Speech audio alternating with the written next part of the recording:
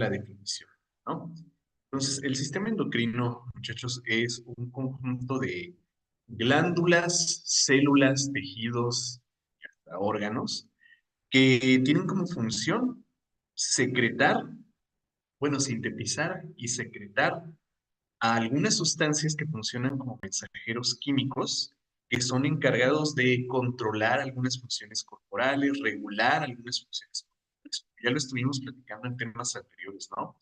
Y estas sustancias, estos mensajeros químicos, son las denominadas hormonas. Entonces, pues precisamente en este tema nos vamos a dedicar a definir y a conocer a las hormonas, ¿sí? Entonces, sistema endocrino va a ser el conjunto de órganos, tejidos, células, glándulas que tienen dos funciones. Uno, sintetizar y dos, secretar a las hormonas que decimos que son mensajeros químicos. Es decir, pues, sustancias que se encargan de controlar a otros órganos, que junto con otras glándulas, otras órganos, pues pueden cumplir funciones más complejas de las que un solo órgano pudiera cumplir. ¿Sale? Entonces, sistema endocrino, conjunto de órganos, glándulas, tejidos, células, capaces de sintetizar y secretar a las hormonas. ¿Qué son entonces las hormonas? Sustancias que controlan y coordinan.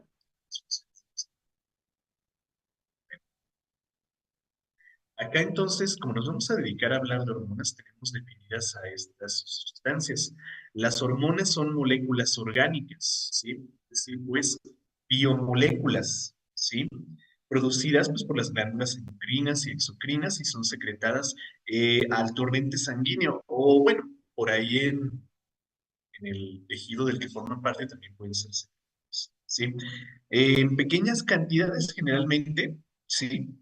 Muy intermitentemente, pero en cantidades que son suficientes para causar algún efecto en la célula que tiene los receptores específicos para esa hormona. Por eso decíamos, la hormona será capaz de controlar el funcionamiento de otras células, de otros tejidos, de otros órganos, ¿sí?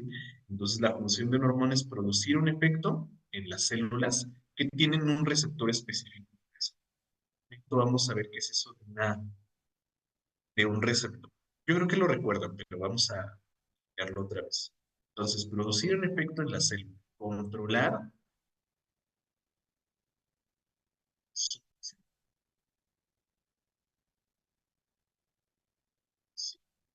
Y bueno, pues ya controlando el funcionamiento de esas células, pues veremos que van a tener efectos fisiológicos. Bueno, entonces, células que poseen receptores específicos para muchas cosas. Ya hemos estudiado con mucho detalle a las células, chicos, y hemos platicado que una célula animal de la que estamos hechos, ¿no? De las que estamos hechos, es una célula cuya superficie pues, consiste en una doble capa de fosfolípidos. Una célula que consiste en una doble capa de fosfolípidos. Y esta doble capa de fosfolípidos, ustedes saben que tiene una secuencia bastante bien organizada. Entonces, dentro de esa secuencia, dentro de esos componentes, vamos a encontrar a las glucoproteínas denominadas receptores, ¿sí? Entonces, estos receptores se van a encontrar distribuidos en la superficie de la célula, para la plasmática, o en el sistema de endomembranas de la célula, el retículo endoplásmico, el núcleo, el aparato de Golgi, ¿sí? Los lisosomas o algunas vesículas. Entonces también en el interior de la célula puede haber por ahí receptores, ¿sí? Entonces, estas hormonas que van a llegar a unirse a estos receptores van a tener alguna acción fisiológica sobre esa célula. Vamos a decir que aquí esta hormona se une a este receptor. Entonces, ¿qué va a hacer? Va a modificar el exterior de la célula para que este exterior empiece a emitir estímulos hacia el interior de la célula para activar, como decíamos, a su retículo plásmico, a su núcleo, a su aparato de Golgi, a sus ribosomas, a sus lisosomas, a lo que sea, ¿sí? Y cumplir la acción ¿qué debe cumplir esta célula? Activar a la célula a la que se está uniendo, ¿sí? O hay veces que estas hormonas pueden ingresar directamente a la membrana, bueno, atravesar la membrana plasmática e ingresar a los organelos, activando esos organelos y obligándolos a cumplir la función para la que están programados. ¿De acuerdo? Entonces, pues, las hormonas, dijimos, tienen la función de controlar el funcionamiento de las células sobre el exterior. Permítanme un momento, ¿eh?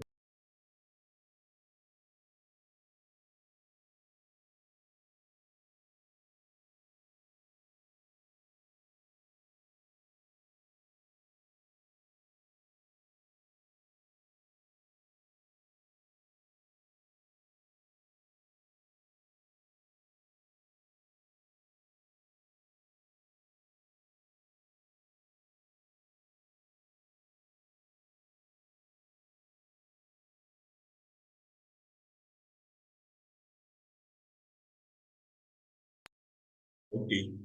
Bueno, pues entonces, chicos, dependiendo de la naturaleza de las hormonas, del sitio de acción de las hormonas y de la interacción que tengan con otras hormonas, las vamos a clasificar en tres principales, ¿sí?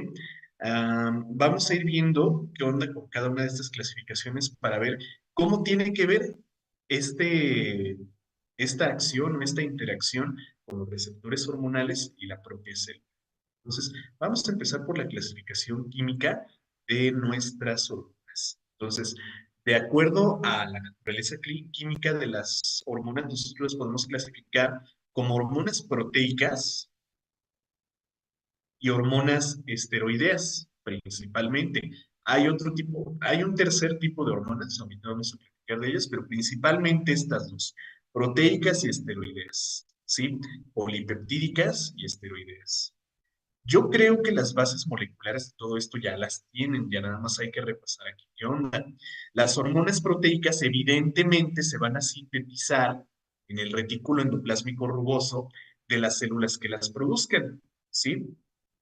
Y se van a producir como prehormonas o prohormonas. Ojo con este término porque lo vamos a estar viendo más adelante. Una prohormona, prehormona es, pues, como lo diría su nombre, ¿no? Se entiende por este pre, es un precursor, ¿sí? Y este precursor tiene tiene la característica de ser inactivo, es un precursor inactivo, ¿sí? Un precursor que pues no tiene ninguna función. Ya activado, ya convertido en otro sitio de la célula, puede cumplir una función, pero de esta manera es inactivo. ¿Sí? Entonces, en el retículo endoplásmico rugoso se producen las prehormonas o prohormonas, ¿sí? Se tienen que modificar el aparato de Golgi, ¿sí? Y en el aparato de Golgi se convierten en hormonas activas, ¿sí? Ya siendo modificadas, ya siendo activadas precisamente por el aparato de Golgi, se convierten en hormonas activas que ya tienen una función dentro de la célula.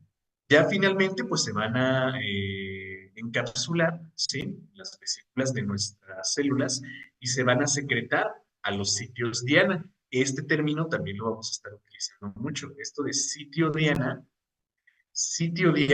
será el sitio de acción, sitio de acción de una hormona, ¿sí? Ya saben, una diana es como un tiro al blanco, ¿sí? ¿A dónde le estamos apuntando con esa hormona? ¿Hacia qué órgano, hacia qué célula o a qué tejido va dirigida esa hormona? ¿Sí? Ese sitio diana es el sitio de acción, que va a cumplir la acción sobre la célula, ¿no? Bueno, entonces, las hormonas proteicas o lipídicas tienen las siguientes características. Un tamaño variable, porque ustedes verán que las proteínas pues tienen una estructura, aquí estructura primaria, secundaria, terciaria y cuaternaria. Entonces, así como puedo encontrarme yo una proteína o una hormona proteica que es solamente un filamento, una lámina, puedo encontrarme una proteína globular o puedo encontrarme un conjunto de varias proteínas, ¿sí? Entonces vamos a encontrar proteínas de tamaños muy variables. Pueden ser oligopéptidos chiquititos o proteínas cuaternarias formadas por varias unidades de gran tamaño, ¿sí? Aquí tenemos una característica vital para el funcionamiento de las hormonas proteicas, ¿sí? Vamos a empezar con algunas hormonas del sistema neuroendocrino y veremos que todas estas hormonas tienen una naturaleza proteica, es decir, que son hidrosolubles, ¿sí? ¿Qué significa que sean hidrosolubles? Vamos a hacernos un pequeño espacio, ¿ya? Para explicar qué onda con eso, ¿sí? Platicábamos hace un momento de los receptores de membrana, ¿no? Vamos a dibujar aquí una pequeña célula. Sí, y aquí su... Ok, tenemos ahí nuestra célula. Y sabemos que la superficie de nuestra célula, pues es una doble capa de fosfolípidos, ¿sí? Fosfolípidos. Vamos a poner aquí otros sistemas de endomembranas que corresponden a exactamente lo mismo, el retículo plásmico, el núcleo, el aparato de Golgi, ¿sí? Las vesículas, las mitocondrias, bueno, todos estos organelos de la célula. Bien, una proteína, un polipéptido, es hidrosoluble. ¿Qué significa esto? Que cuando, bueno, vamos a ponerle aquí otro sinónimo, polar, ¿sí? Polar, hidrosoluble o polar. Entonces, cuando este polipéptido trate de atravesar los fosfolípidos de la membrana, ¿qué va a pasar? Se va a repeler, ¿sí? Entonces, el polipéptido polar no podrá atravesar la doble capa de fosfolípidos. Llegue a los populares, va a ser repelido, se va a regresar por donde entró. No pueden atravesar. Entonces, ¿qué onda? ¿Cómo van a tener su acción las proteínas, perdón, las hormonas proteicas? Bueno, pues nosotros platicábamos hace un momento que nuestras células, en su superficie, en su membrana plasmática, tienen glucoproteínas que sirven como receptores, ¿sí? Entonces, ya que la célula no puede entrar, perdón, ya que la hormona no puede entrar a la célula, pues va a ingresar, o bueno, se va a anclar directamente a un receptor de membrana, ¿sí? Y anclándose a ese receptor es que va a activar la función para la que está programada esta célula, ¿no? Piensen, por ejemplo, en una célula pancreática, ¿no? Vamos a activar al retículo endoplásmico para que produzca a la insulina y al aparato de Golgi para que produzca las vesículas que la van a secretar, ¿no? Entonces, aquí, produciendo insulina, ¿sí? Bueno, ahí tenemos pues a las hormonas proteicas. Son hidrosolubles, son polares, por lo que no van a entrar a la célula, van a ocupar un receptor de membrana, una glucoproteína de membrana, por lo cual pues tienen una acción a nivel celular. De hecho, podríamos poner aquí un cuarto punto, ¿no? Tienen acción a nivel celular, ¿sí? O sea, activan a las células sobre las que están, ¿de acuerdo? Y ahí está la cosa con las de base proteica. Ahora, ¿qué onda con las de base lipídica, con las esteroideas?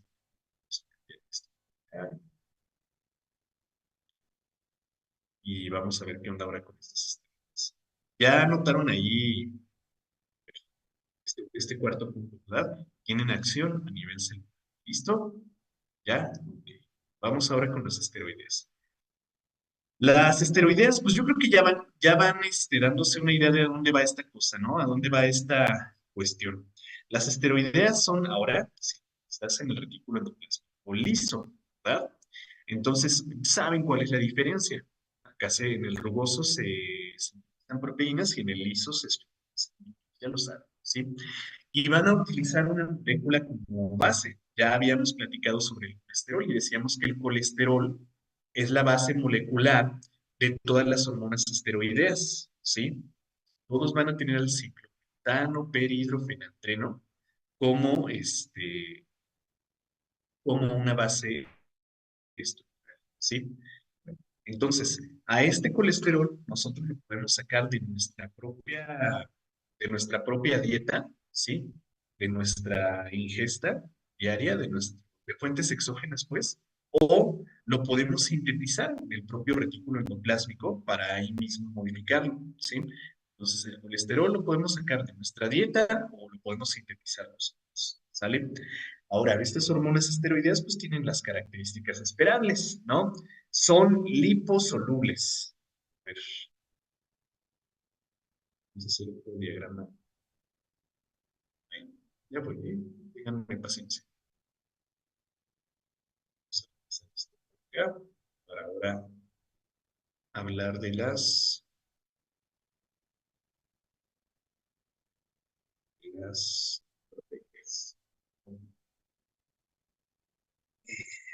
Bueno, entonces decíamos, son liposolubles, ¿sí?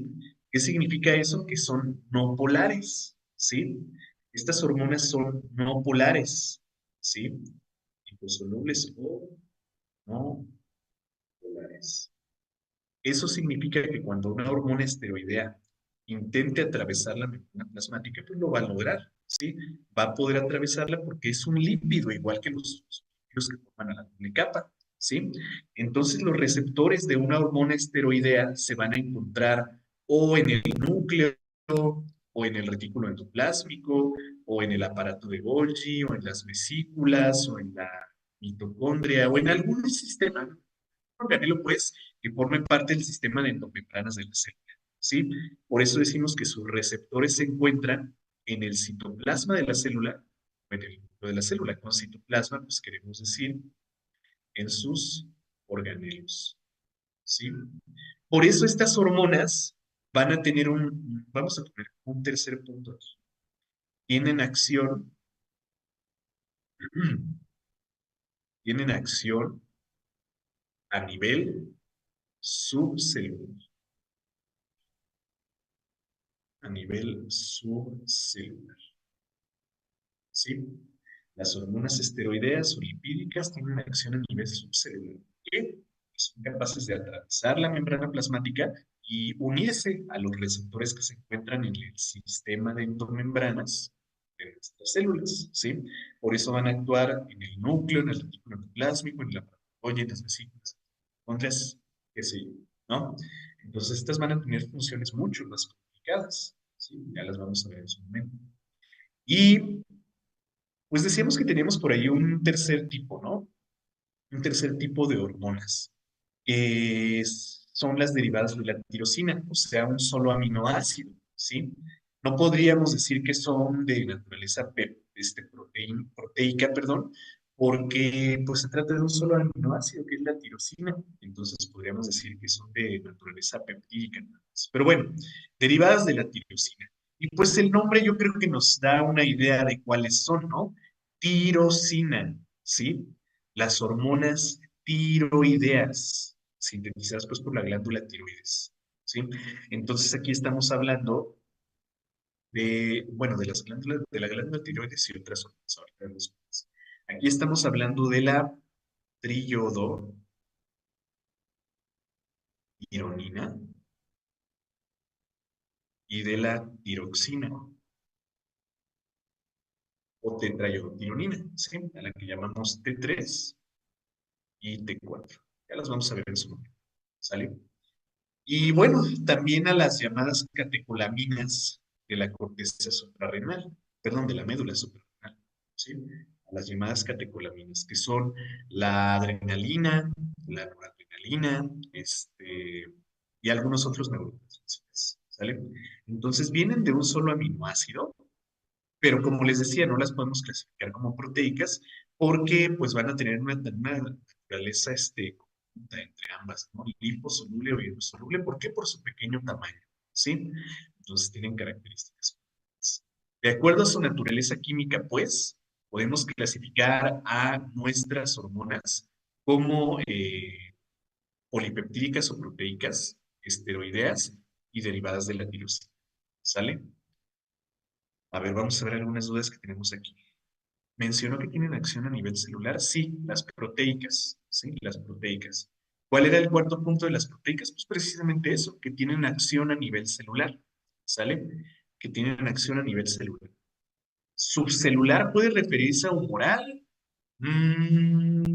Pues podríamos decirlo así, pero no es una clasificación que quepa en este tema del sistema endocrino. O sea, sí entiendo tu punto de que se trata de moléculas, pues, ¿sí? Pero, pues no podríamos utilizar ese término en este contexto, ¿sí? En el contexto de endocrinología no es un término que podamos usar. Pero sí, o sea, entiendo el punto y sí es correcto, ¿sí? O sea, podríamos referirnos a eso. No es un término que podemos usar aquí, ¿sale? T3 y T4, la calcitonina también se produce ahí, sí, en las hormonas paratiroides. Perdón, en la tiroides, sí, en las paratiroides se produce otra cosa. Pero sí, principalmente T3 y T4. La calcitonina tiene una composición diferente, sí, porque no tiene tirosina como base molecular. ¿Qué dijo de la insulina? Nada más es un ejemplo, ¿sí? Simplemente es un ejemplo. La insulina que decíamos, es una hormona proteica, tiene sus receptores acá en la membrana. Nada más era un ejemplo. Todavía no hablamos de eso. Sí, era solamente un ejemplo. Hidrosolubles cuando no entran por la membrana, ajá, que requieren receptores en la membrana. ¿Sí? Cuando hablamos de proteínas hidrosolubles, o sea que son polares, no pueden atravesar la membrana plasmática. ¿Sí? Entonces, lo que requieren es un receptor de membrana. Por eso decíamos que las hormonas proteicas tienen acción a nivel celular, o sea que iban a toda la célula, mientras que las esteroideas tienen una acción a nivel subcelular, ¿sí? Porque como sí atraviesan la membrana plasmática, a ver, vamos a poner aquí.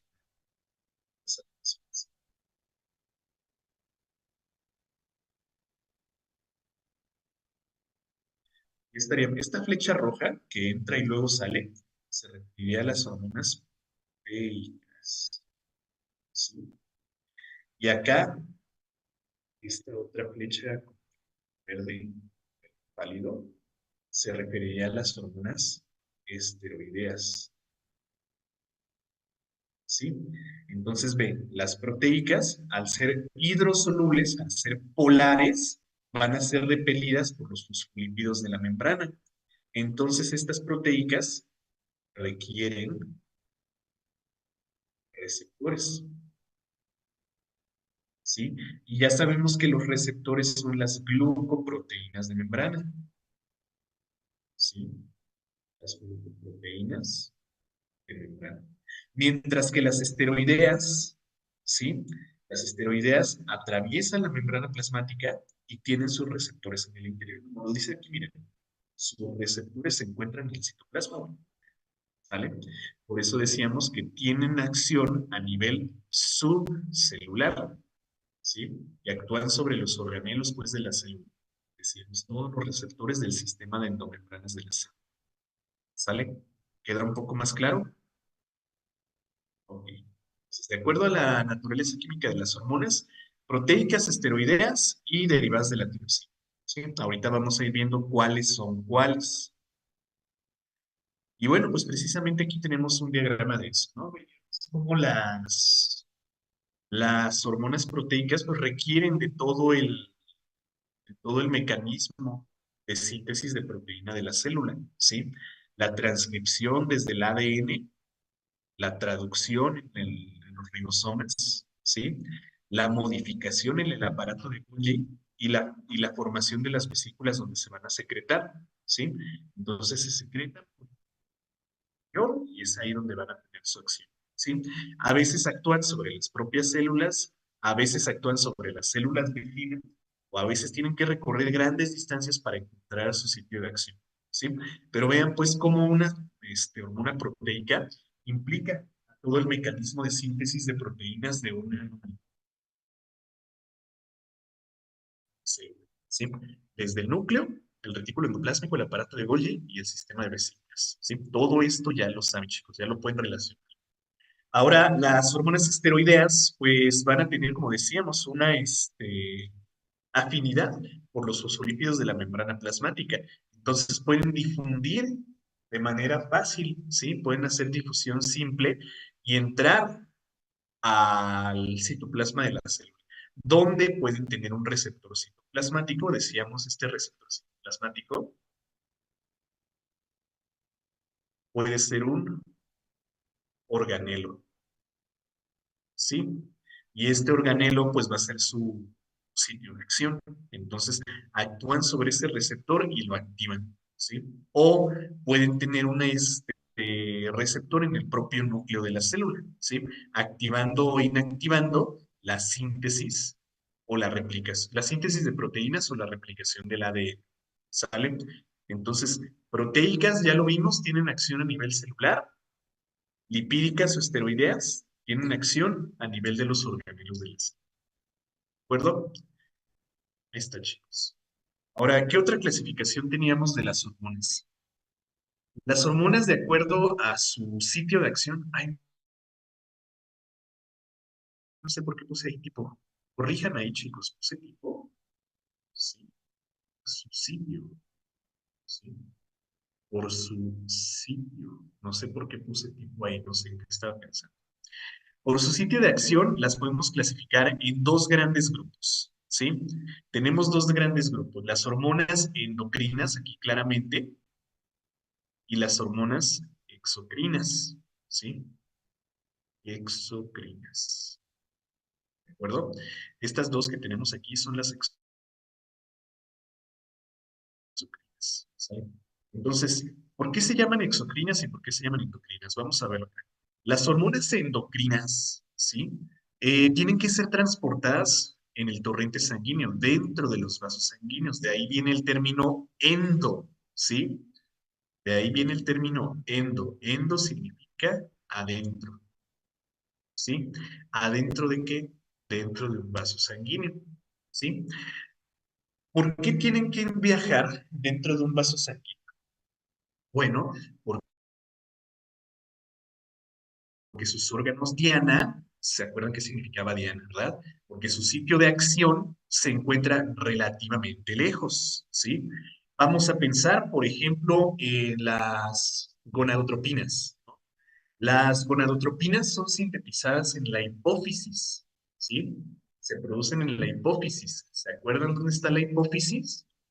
Están en el vértice endocraneal del hueso esfenoides, a lo que le dicen pues la silla turca, ¿no?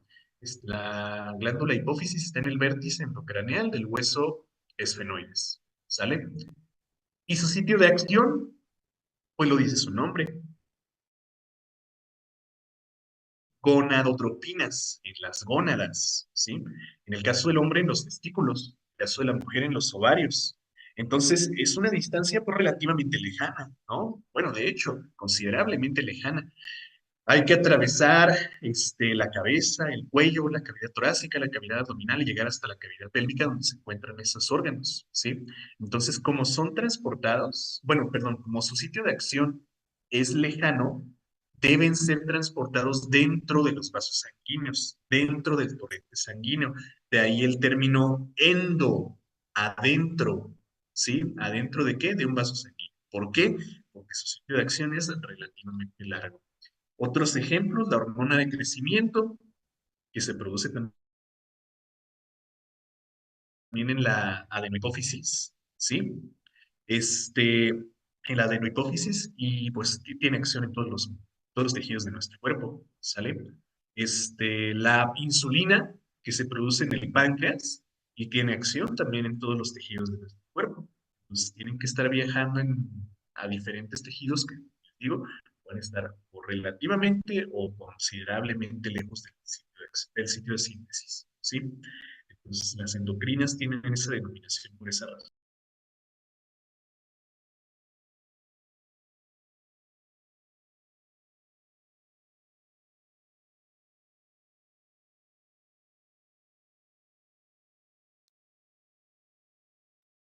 A ver, a ver. ah, es también cuando la hipófisis produce la FSH y la LH. Sí, de hecho, precisamente a eso me refería con gonadotropinas. Las gonadotropinas son la luteinizante y la policosterona. Sí, ahorita vamos a ir viendo eso, ¿eh? Ahorita nada más estamos en una introducción. Si les menciono una hormona y no la entienden, no se preocupen. Todavía no les explico a ninguna hormona. Ahorita nada más estamos haciendo una pequeña introducción. Ahorita lo único que quiero que entiendan es por qué se llaman endocrinas. ¿Queda claro por qué se llaman endocrinas? ¿Sí? Ok. Ahora, vamos con las exocrinas. Las exocrinas, pues como dice su nombre, exo, afuera, ¿sí? Estas van fuera de los vasos sanguíneos porque su sitio de acción aquí sí es relativamente cercano, ¿sí? Por ejemplo, tenemos a las hormonas paracrinas y autocrinas. Las hormonas paracrinas actúan, fíjense como dice, de manera regional, ¿sí? O sea, sobre las células de su propio, de su mismo tejido, o sea, células vecinas. Por ejemplo, miren, acá abajo tenemos una hormona que es paracrina, ¿sí? Entonces, esta célula está sintetizando sus hormonas y las está exocitando para que cumplan su acción. ¿Dónde es su sitio de acción? Pues en las células circundantes, ¿sí? Células vecinas de su propio tejido, células vecinas del mismo tejido al que pertenecen. Entonces, como están actuando sobre el mismo tejido pues, en el que están viviendo, pues no tienen que ser transportadas en el vaso sanguíneo porque su sitio de acción está ahí relativamente cerca, ¿sí? O tenemos todavía más cerca las autocrinas. Dice su nombre, los receptores de las hormonas que producen son sobre ellas mismas, ¿sí? Están en su propia superficie, esos receptores. ¿Sale? Entonces, pues no tienen que ir en un vaso sanguíneo porque sus receptores están ahí mismo en la propia célula, ¿sí? Entonces, más adelante vamos a ver cuáles son hormonas que clasificamos de este tipo, cuáles son hormonas que clasificamos como estas y autocrinas y paracrinas, ¿sale? Entonces, ¿qué significa exocrina? Que van fuera. ¿Fuera de qué? Vamos a anotarlo para que fuera de vasos sanguíneos. ¿Sí? Fuera de los vasos sanguíneos. ¿Por qué fuera de los vasos sanguíneos? Porque su sitio de acción, su sitio diana, es, bueno, relativa, vamos a ponerle aquí, iba a poner cercano, pero relativamente cercano. Sí. Ahora, exocrino no hace referencia únicamente a estas, ¿sí? Exocrino también nos hace referencia a hormonas que van a, perdón, a sustancias que van a salir. Por ejemplo, vamos a poner ahí dos propias de cada sexo. Glándulas exocrinas son, por ejemplo, las glándulas mamarias, ¿sí? La leche materna va a actuar sobre la propia mujer que lo está produciendo, ¿no? ¿Verdad? Tiene que ser consumida por otro individuo, ¿sí? Por un infante. Entonces, no va dentro, su sanguíneo va hacia el exterior y de hecho hacia el exterior del cuerpo. Los testículos que producen al semen, como veíamos, la mezcla del plasma seminal y los espermatozoides. ¿Sí? ¿Dónde van a actuar? ¿Sobre el propio organismo masculino? Pues no, ¿verdad? Tienen que salir para fecundar a una célula que se encuentra en otro individuo, ¿de acuerdo? Entonces las glándulas exocrinas también nos hacen referencia a que salen del cuerpo, ¿sí? A que producen sustancias que salen del cuerpo. Ya no necesariamente hormonas, sino también sustancias, ¿sale? Pues ahí lo tenemos, chicos. También por su sitio de acción. Ahora, vamos a su clasificación por cómo interactúan con otras hormonas. Entonces, por su interacción podemos tener a las hormonas sinérgicas. Estas hormonas sinérgicas van a aumentar en conjunto con otras hormonas. ¿Para qué? Pues para aumentar el efecto de dicha hormona en la célula, ¿sí? Y es a lo que le conocemos, ojo con esto, es a lo que le conocemos como retroalimentación positiva, ¿sí? O sea, aumentar el efecto de esa hormona, contrario a las hormonas antagonistas. Las hormonas antagonistas, como lo hacen, perdón, como dice su nombre, es antagonizar, inhibir la acción de esa hormona, ¿sí? Entonces, lo que hacen es inhibir la acción de esa hormona. Y a eso es a lo que le llamamos retroalimentación negativa. Lo vamos a ir viendo en algunos casos acá, ya que vayamos viendo órgano por órgano, ¿no? Un ejemplo de retroalimentación positiva puede ser la producción de melatonina en la glándula pineal, ¿no? La melatonina se va a producir después del estímulo, o bueno, cuando se deja de producir el estímulo, de recibir, perdón, el estímulo luminoso. Entonces, mientras más melatonina se produzca, más se va a estimular este órgano, ¿sí? Que es la glándula pineal. Entonces se va a aumentar el propio efecto de la melatonina y vamos a tener ahí un sueño más prolongado, ¿no? Que se conoce como retroalimentación positiva, aumentar el efecto de la hormona sobre la célula, el tejido o el órgano, en este caso la glándula pineal. O las antagonistas, ¿sí? Como las hormonas pancreáticas, ¿no? Las hormonas de los islotes del páncreas. Por ejemplo, la insulina, cuando la insulina aumenta en gran cantidad, ¿sí? Una ingesta calórica aumentada, vamos a ver que tiene que llegar a un pico, vamos a poner aquí un diagrama, la insulina tiene que llegar a un pico, pero después disminuir, ¿sí? Y entonces este pico que disminuye nos va a indicar que tiene que haber ahora un aumento en el glucagón, ¿sí? O viceversa, perdón, sí, en el glucagón, o viceversa. O cuando estas dos aumentan, vamos a ver que la somatostatina va a tener también un pico, ¿no? Entonces, este es más constante porque las va a controlar a las dos, ¿sale? Entonces, si la insulina aumenta mucho, vamos a ver que va a aumentar también el glucagón y esto va a disminuir la acción de la insulina. Para el control, pues, de los carbohidratos, ya que veamos qué onda con el páncreas, vamos a explicar esto con mucho detalle, ¿sí? Pero ahí tenemos dos hormonas que se están inhibiendo una a la otra, que se están antagonizando. Y eso es lo que se conoce como retroalimentación negativa. Porque imagínate, si yo tuviera aquí una concentración constante de insulina,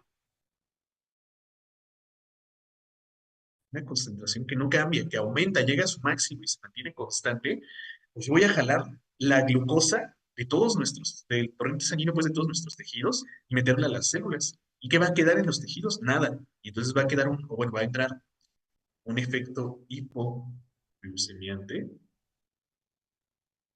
¿sí? Que puede llegar a ser muy grave, ¿no?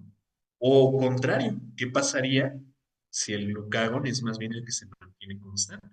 Ahí ocurría un efecto hiperglucemiante, ¿sí? Un efecto hiperglucemiante que también puede ser muy grave.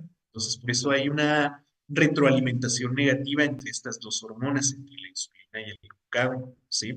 Y luego les decía, para eso está la somatostatina, para evitar estos picos dramáticos y que se mantengan de esta manera. Entonces, gracias a la somatostatina, dije glucagón, ¿verdad? Gracias a la somatostatina, estas dos se mantienen ahí constantes, perdón, bajan su concentración y evitan que ocurra esta prolongación de su secreción, ¿sale? Entonces, bueno, vamos a ir viendo ahí a las sinérgicas y antagonistas, ¿sí? A las activadoras y a las inhibidoras.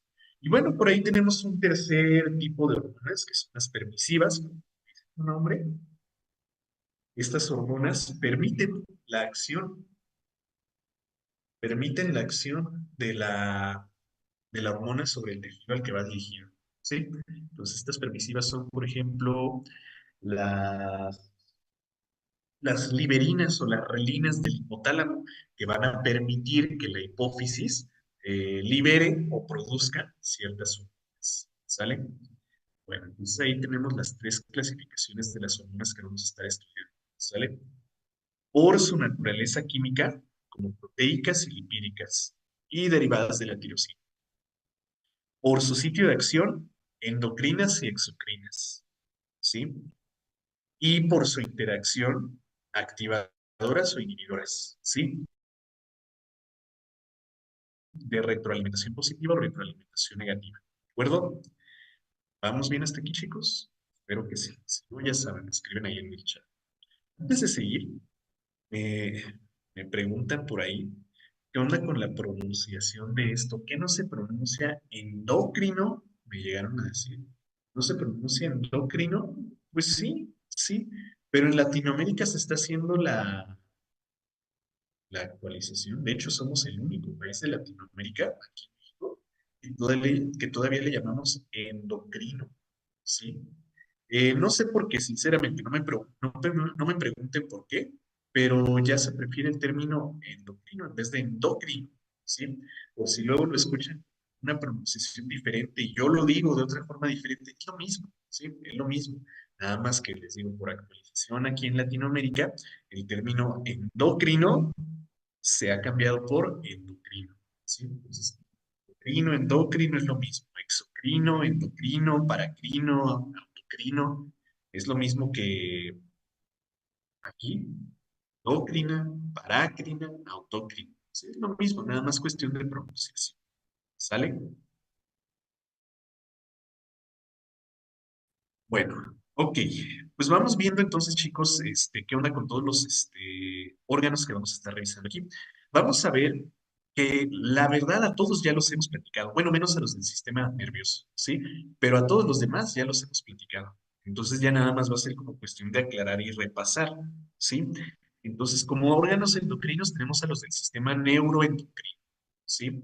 El hipotálamo, la hipófisis y la glándula pineal. Estos dos vamos a ver que tienen una acción por ahí conjunta muy, muy estrechamente relacionada. Luego tenemos a la glándula tiroides y a las paratiroides, ¿sí? Estas van a estar relacionadas mucho con el metabolismo de nuestras hormonas. Luego aquí tenemos un órgano que está más bien relacionado con la inmunidad, pero que también produce por ahí algunas hormonas necesarias para el desarrollo de los linfocitos, el timo, ¿sí?